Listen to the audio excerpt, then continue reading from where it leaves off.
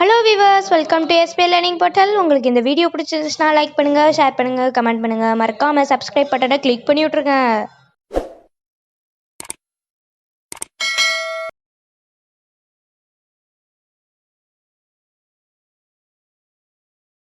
Unit 1 Fundamentals of Computer ல 4th chapter Theoretical Concept of Operating System அதை பற்றி நம்ம டிஸ்கஸ் பண்ணலாம். இப்போ லேர்னிங் அப்ஜெக்டிவ் பார்த்துடலாம். To know the concept of operating system and their types.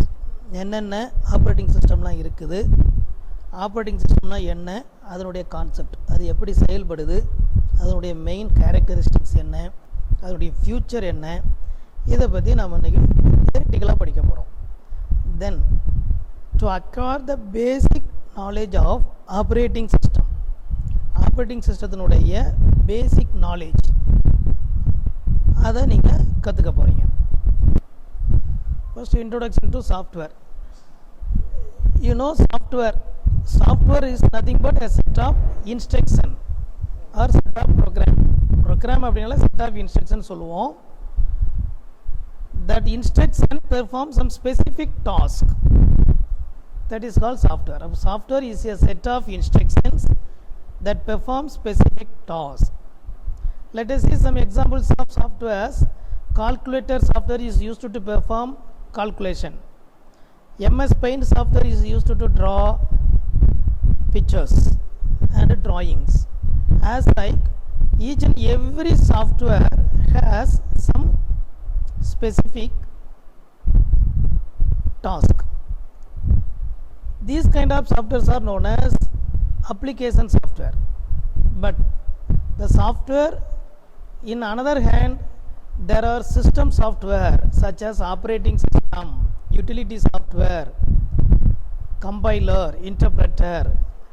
These are directly interact basically with the hardware to generate the desired output. அதாவது ரெண்டு வகையான software இருக்குது. ஒன்று அப்ளிகேஷன் சாஃப்ட்வேர் நம்ம ஒன்று சொல்கிறோம், இன்னொன்று சிஸ்டம் சாஃப்ட்வேர்னு சொல்லுவோம். யூஸ்வலாக சாஃப்ட்வேர் என்ன பண்ணோம் அப்படின்னா, சாஃப்ட்வேருங்கிறது set of instruction that do some specific work, job, ஒரு டாஸ்க்கு. அது என்ன பண்ணுவோம் அப்படின்னா, basically it interact with the ஹார்ட்வேரோட தொடர்பு கொண்டு தேவையான அவுட்புட்டை கொடுக்கும். இது சாஃப்ட்வேருங்கிற கான்செப்ட். இப்போ டைப் ஆஃப் சாஃப்ட்வேரில் ரெண்டு டைப்பில். அப்ளிகேஷன் சாஃப்ட்வேர் நான் முதல்ல சொன்னது, கால்குலேட்டர், பெயிண்ட், MS வேர்ட், இதெல்லாம் application software. Application software is a set of program to perform specific task. Example MS Word, MS Paint, இதெல்லாம் சொல்லலாம். சரிங்களா? VLC பிளேயர், ஆடியோ பிளேயர், இதெல்லாமே அப்ளிகேஷன் சாஃப்ட்வேர் தான். பட் சிஸ்டம் சாஃப்ட்வேர் கொஞ்சம் டிஃப்ரெண்ட்டாக இருக்கும். யூசருடைய ஒர்க்கை, யூசருடைய விஷ் என்னவோ அதை ஃபுல்ஃபில் பண்ணுறதுக்கு அப்ளிகேஷன் சாஃப்ட்வேர் பயன்படும். ஆனால் ஹார்ட்வேரோட டைரெக்டாக இன்ட்ராக்ட் பண்ணி அந்த அப்ளிகேஷன் சாஃப்ட்வேரையும் ஹார்ட்வேரையும் தொடர்பு படுத்துறதுக்கு சில சாஃப்ட்வேர்ஸ் இருக்குது. அந்த மாதிரியான சாஃப்ட்வேருக்கு பேர் சிஸ்டம் சாஃப்ட்வேர். ஸோ அப்போ system software is a type of computer program that is designed to run the computers hardware and application program. இப்போ நான் கால்குலேட்டர் அப்படிங்கிற சாஃப்ட்வேர் MS அல்லது MS வேர்டுங்கிற சாஃப்ட்வேர் நான் ப்ளே பண்ணணும்னா there must be a need of system software. அந்த system சாஃப்ட்வேருக்கு பேர் தான் operating system. அப்போ ஆப்ரேட்டிங் சிஸ்டம் என்ன பண்ணுது, உங்களுடைய MS வேர்டுங்கிற அப்ளிகேஷன் சாஃப்ட்வேரை கம்ப்யூட்டருடைய ஹார்ட்வேரோட இன்ட்ராக்ட் பண்ணி, ரேமில் ஹார்ட் டிஸ்கில் ஸ்டோர் பண்ணி வச்சுருந்தீங்கன்னா அதோட இன்ட்ராக்ட் பண்ணி ஸ்க்ரீனில் அந்த MS வேர்டுங்கிற அப்ளிகேஷனை ரன் பண்ண, ப்ளே பண்ண வைக்குது. எக்ஸாம்பிள்ஸ் ஆஃப் இது சிஸ்டம் சாஃப்ட்வேருக்கு operating system and language processor. இந்த லாங்குவேஜ் ப்ராசஸர் தான் compiler and interpreter. C++ users compiler and Python language users interpreter to convert the high level language program into system language, that means machine readable form. source code object code மாத்துறது தான் அந்த language processor உடைய வேலை. சரிங்களா? Now ஓஎஸை பற்றி discuss பண்ண போகிறோம். OS அப்படின்னு எடுத்துட்டாலே கம்ப்யூட்டர் இல்லை அப்படின்னா, ஒரு கம்ப்யூட்டர் நீங்கள் வாங்குறீங்க, கம்ப்யூட்டர் இல்லைன்னு நம்ம எடுத்துக்கிட வேண்டாம். ஒரு கம்ப்யூட்டர் அப்படி வாங்குகிறோம் அப்படின்னா கம்ப்யூட்டர் பெட்டி மாதிரி இருக்குது, சிபியூ இருக்குது, மானிட்டர் இருக்குது, கீபோர்டு இருக்குது, இதெல்லாம் வந்து ஹார்ட்வேர் கேட்டகரியில் வந்துடும். ஆனால் அந்த ஹார்ட்வேருக்கு உயிர் கொடுக்கறது யார்? கரண்ட்டை சப்ளை பண்ண ஆன் பண்ண உடனே அந்த ஹார்ட்வேரை எனேபிள் பண்ணி ஒர்க் அவுட் பண்ணி எல்லா வேலைகளையும் செய்ய வைக்கிறதுக்கு ஒரு சிஸ்டம் சாஃப்ட்வேர் வேணும். அந்த சிஸ்டம் சாஃப்ட்வேர் தான் ஓஎஸ். ஓஎஸ்க்கு இப்போ நான் ஒரு டெஃபினிஷன் கொடுக்க போகிறேன். 2 டெஃபினிஷன் இருக்கும், அதில் இப்போ நான் ஒரு டெஃபினிஷன் கொடுக்க போகிறேன். Operating system is a system software which serves as an interface between the user and computer. யூசருக்கும் கம்ப்யூட்டருக்கும் இன்டர்ஃபேஸாக செயல்படுறது எது அப்படின்னா ஓஎஸ். இப்போ நாம் கண்ணை மூடிட்டோம்னு வச்சுக்கோ, ஸ்பேஸ் ஒன்றுமே தெரியாது, இருட்டாகி போய் இருக்கும். கண்ணை மூடிட்டோம்னா இருட்டாக இருக்கும், ஸ்பேஸ் எதுவும் தெரியாது இல்லையா? கண்ணை ஓப்பன் பண்ணோம்னா ஸ்பேஸில் என்னென்ன இருக்குது அப்படிங்கிற எல்லா டீட்டெயில்ஸுமே தெரியுது. அப்போது I is a interface between the human and the space. வெளி உலகத்தைக்கும் மனிதனுக்கும் ஒரு இடைமுகமாக, ஒரு இன்டர்ஃபேஸாக, ஒரு பிரிட்ஜாக இருக்கிறது எது? அதுக்கு பேர் தான் இன்டர்ஃபேஸ், பிரிட்ஜுன்னு சொல்லுவோம், கண்ணு. அதே மாதிரி தான் கம்ப்யூட்டர் ஹார்ட்வேரையும் யூசருக்கும் ஒரு பிரிட்ஜாக இருந்து செயல்படக்கூடிய ஒரு சிஸ்டம் சாஃப்ட்வேருக்கு பேர் தான் ஓஎஸ் என்ற ஆப்ரேட்டிங் சிஸ்டம். இந்த ஆப்ரேட்டிங் சிஸ்டம் என்ன பண்ணு தெரியுமா? சொல்ல போகிறதா which controls the overall operation of the computer சிஸ்டம்னு சொல்லலாம். என்ன சார் ஓவரால் ஆப்ரேஷன் சிம்பிளாக சொல்லிட்டீங்க? Yes, the operating system controls input, output and other peripheral devices. Peripheral டிவைசஸ்னால் டிஸ்க் ட்ரைவ், இந்த hard disk, pen drive, printer, electronic gadgets, இதெல்லாம் peripheral டிவைசஸ்ன்னு சொல்லுவோம். இது அனைத்தையும் கட்டுப்படுத்துறது எது அப்படின்னா ஆப்ரேட்டிங் சிஸ்டம் தான். ஓகே சார், ஹார்ட்வேர் காம்போனண்ட்டை கட்டுப்படுத்துதுன்னு சொல்லிட்டீங்க. தென் வேறு என்னெல்லாம் பண்ணோம்? இன்னொரு முக்கியமான வேலை, அதனுடைய ஃபங்க்ஷன் என்னன்னு பார்த்தீங்கன்னா, the function of operating system includes file management. கம்ப்யூட்டரில் நீங்கள் ஸ்டோர் பண்ணி வைக்கிறீங்க, சாஃப்ட்வேர் இன்ஸ்டால் பண்ணுறீங்க, புதுசாக எம்எஸ் வேர்ட்லேயோ பெயிண்ட்லேயோ புது ஃபைல்லாம் ஸ்டோர் பண்ணுறீங்கன்னா அந்த ஃபைல் மேனேஜ்மெண்ட் பண்ணுறது, ஃபைலை மேனேஜ் பண்ணுறது, that is call file management. Then புது கேமாக புது சாஃப்ட்வேராக இன்ஸ்டால் பண்ணும்போது மெமரி கெப்பாசிட்டி இருக்கா இல்லையா, மெமரியில் எவ்வளோ இடம் இருக்குது அப்படிங்கிறத நிர்வகிக்கிறதுக்கு மெமரி மேனேஜ்மெண்ட், அதுவும் ஓஎஸ்னுடைய வேலை தான். தென் நம்ம ஒரு அப்ளிகேஷனை ஓப்பன் பண்ணி ப்ளே பண்ணுறோம், ஒரு சாங்கை ப்ளே பண்ண போகிறோம், இல்லை ஒரு மூவி ப்ளே பண்ண போகிறோம், இல்லைன்னா ஒரு பெயிண்டில் படம் வரைய போகிறோம் அப்படின்னா அந்த பர்டிகுலர் அப்ளிகேஷனை ஸ்க்ரீனில் கொண்டு வந்து எனேபிள் பண்ணி எக்ஸிக்யூட் பண்ணணும், ப்ராசஸ் பண்ணணும். அப்போ ப்ராசஸ் பண்ணுறதுக்கு ஷெடியூலிங் கொடுக்கணும், எந்தெந்த ஆப் எப்பப்போ ரன் ஆகணும், எந்தெந்த ப்ரோக்ராம் எப்பப்போ ரன் ஆகணுங்கிற process management, that is call process management. Then device management, என்னென்ன டிவைசஸ்லாம் கம்ப்யூட்டரில் அவைலபிளாக இருக்குது அதெல்லாம் மேனேஜ் பண்ணுறது.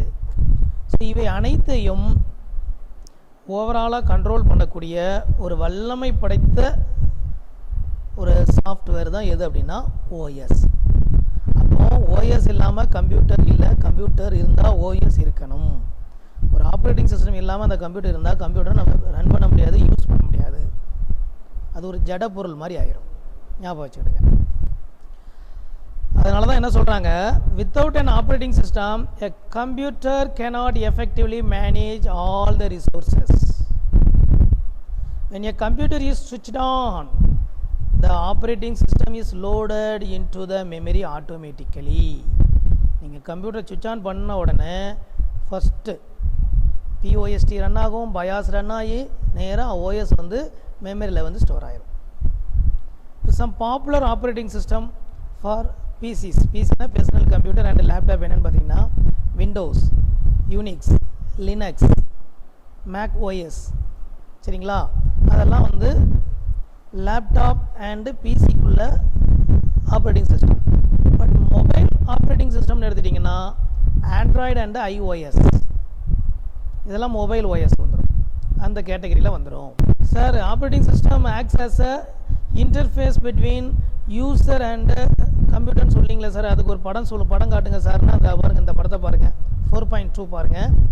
Interaction of operating system and use of operating சிஸ்டத்துக்கு பாருங்கள் எப்படி ஒரு ஆப்ரேட்டிங் சிஸ்டம் யூஸரோட இன்ட்ராக்ட் பண்ணுது. ஹார்ட்வேர் இருக்குது, அப்ளிகேஷன் சாஃப்ட்வேர் இருக்குது. இந்த அப்ளிகேஷன் சாஃப்ட்வேரையும் ஹார்ட்வேரையும் எனேபிள் பண்ணுறதுக்கு ஓஎஸ், எனேபிள் பண்ணி அப்ளிகேஷன் சாஃப்ட்வேரை யூஸருக்கு டிஸ்பிளே பண்ணுறது அதுக்கும் ஓஎஸ் தான் சப்போர்ட் பண்ணுது. ஸோ இந்த figure which explain the interaction of OS with user. Next topic என்னென்னா ஆப்ரேட்டிங் சிஸ்டத்தினுடைய யூசஸ். என்னென்ன யூஸ்லாம் இருக்குது, what are the main uses of operating system பார்க்க போகிறோம். Main uses of operating system. First point, to ensure that the computer can be used to extract what the user want it to.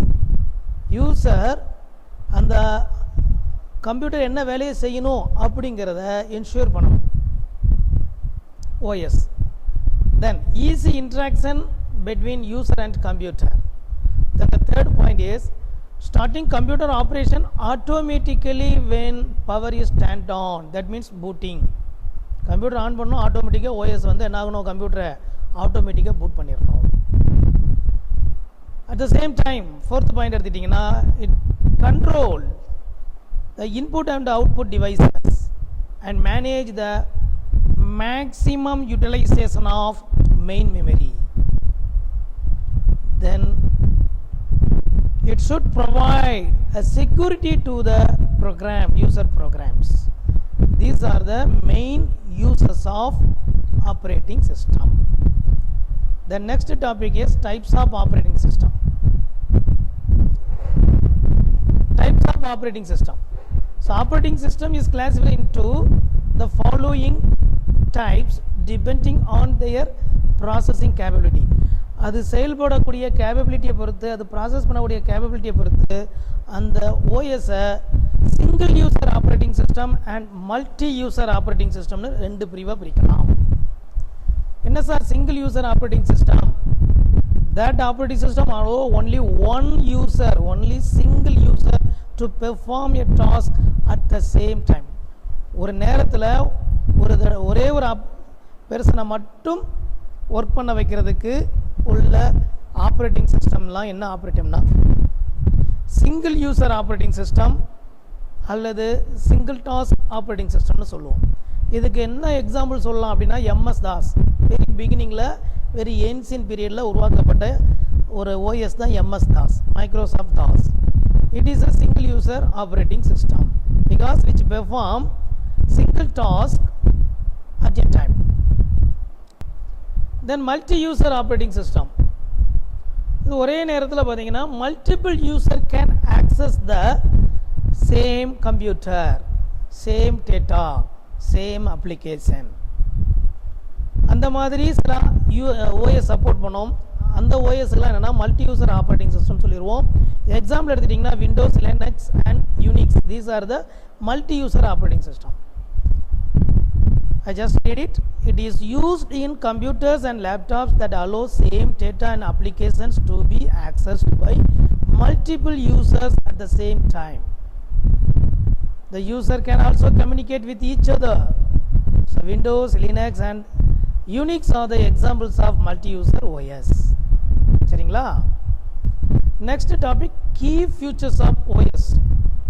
OSக்கு ஒரு 6 key features நம்ம புக்ல describe பண்றாங்க. இந்த 6 features தான் இந்த லெசனுடைய complete content. ஒன்னொன்னே நம்ம தனித்தனியாக படிக்க போகிறோம், ஸ்பெசிஃபை பண்ணி செப்பரேட்டாக படிக்க போகிறோம். So various key features are given below அப்படின்னு கொடுத்துட்டு நடுவில் ஓஎஸ் கொடுத்தாச்சு க்ரீன் கலரில். ஃபஸ்ட்டு ஃபீச்சர் என்னென்னா யூசர் இன்டர்ஃபேஸ், சரிங்களா? அதுக்கப்புறம் file management, memory management, fault tolerance, process management and security management. இப்படி ஒரு 6 kind of features given in your textbook. Let us see one by one. User interface, UI ன்னு சொல்லுவாங்க. DOS operating சிஸ்டத்துக்கும் Windows operating சிஸ்டத்துக்கும் கூடிய ஒரு major டிஃபரன்ஸே என்ன அப்படின்னா DOS operating system is based on CLI ன்னு சொல்லுவாங்க, command line user interface. DOS operating system does not support graphical user interface that does not support small graphics icons. DOS operating system does not support graphics. இப்போ தாஸுக்கு அப்புறம் Windows operating system என்ன பண்ணுறாங்க அப்படின்னா, develop பண்ணும்போது கைன்னு சொல்லக்கூடிய GUI graphical user interface அப்படின்னு சொல்லக்கூடிய, இப்போ நீங்கள் பார்த்துட்டு இருக்கிற எல்லா ஆப்ரேட்டிங் சிஸ்டமே பார்த்தீங்கன்னா ஐகான்ஸ் படங்கள் எல்லாமே தெரிஞ்சுட்ருக்கோம். இதுதான் கிராஃபிக் கை ஓரியன்ட் ஓஎஸ் சொல்லுவாங்க.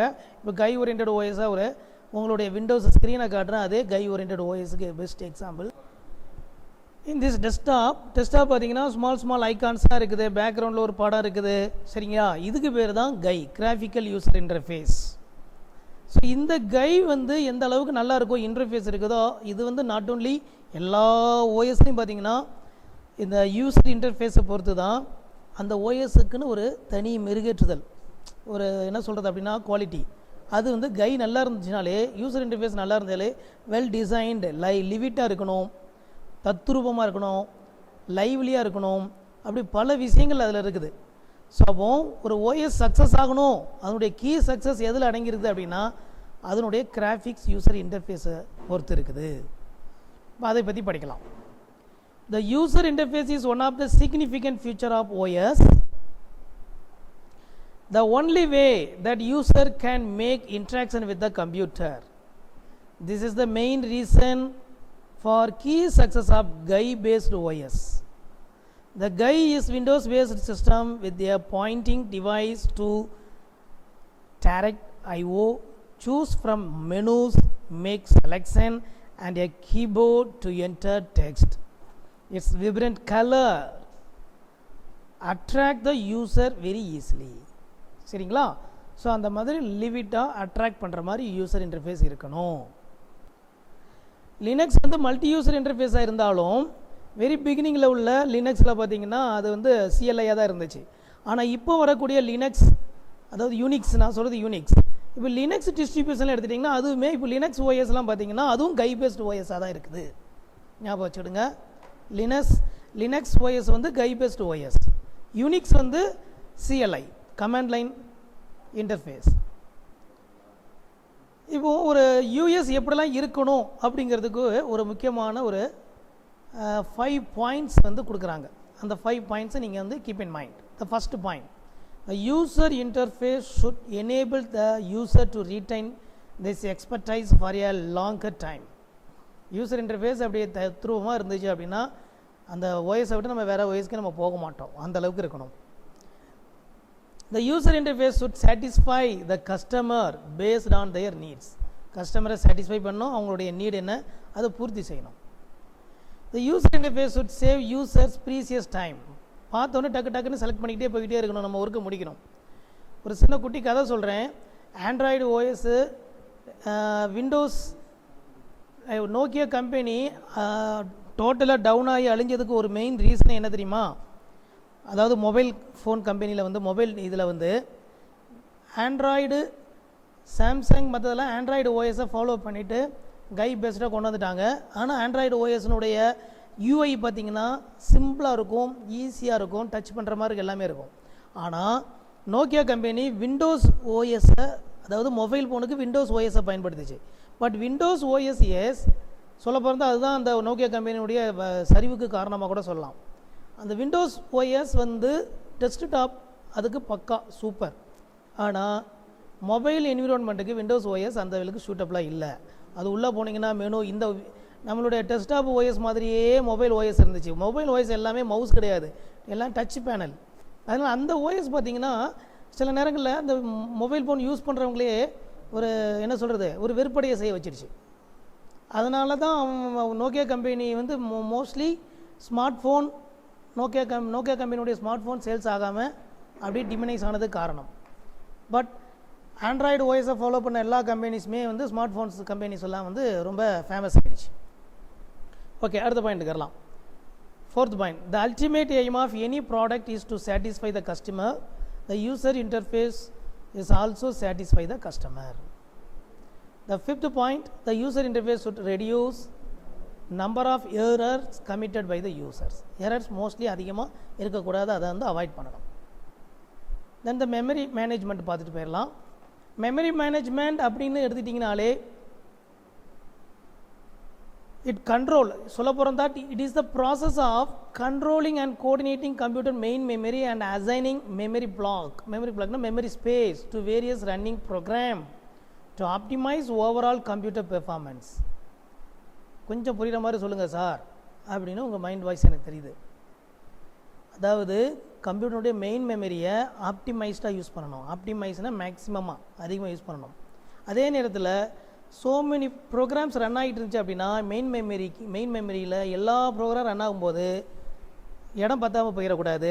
மெமரிக்கு தகுந்த மாதிரி, மெமரி கெப்பாசிட்டிக்கு தகுந்த மாதிரி memory allocation, memory space allocation பண்ணுறது, சரிங்களா? இதெல்லாம் வந்து ஒரு டிஃப்ரெண்ட் கைண்ட் ஆஃப் ஜாப்.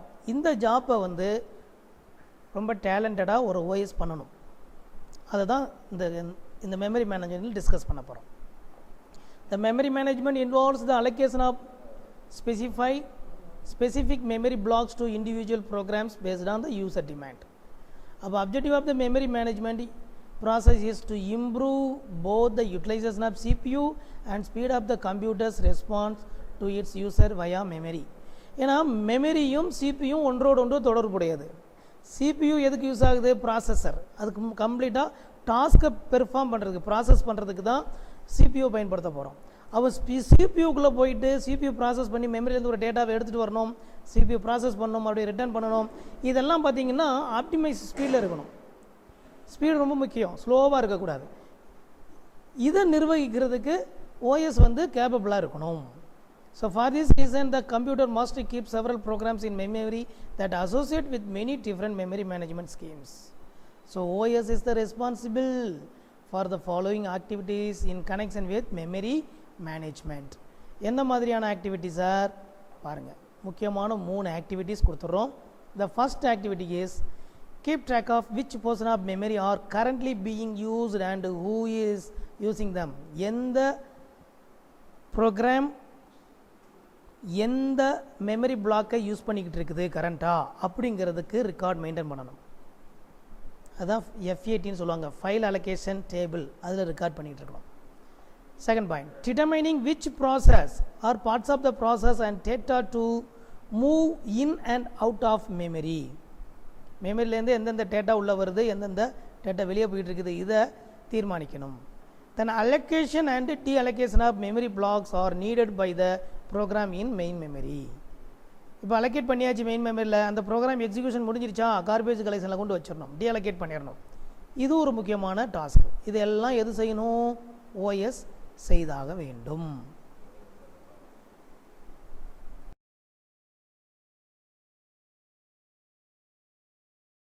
உங்களுக்கு இந்த வீடியோ பிடிச்சிருந்துச்சுன்னா லைக் பண்ணுங்கள், ஷேர் பண்ணுங்கள், கமெண்ட் பண்ணுங்கள். மறக்காமல் சப்ஸ்கிரைப் பட்டனை கிளிக் பண்ணி விட்ருங்க.